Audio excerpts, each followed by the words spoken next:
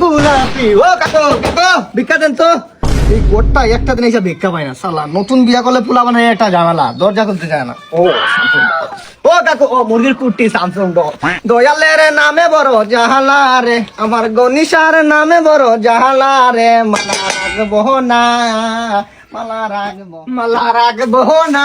ও কাকু, কাকু ভিক্ষা দেন। ও কাকু, মাইরেন না, মাইরেন না, সাসা গো, সাসা।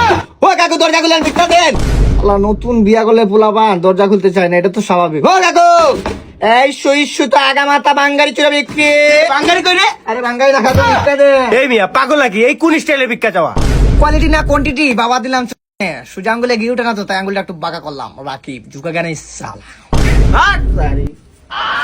এই লন মিয়া, হয় নাই। প্রথমত এই চাউলের কোয়ান্টিটিটা কম আছে।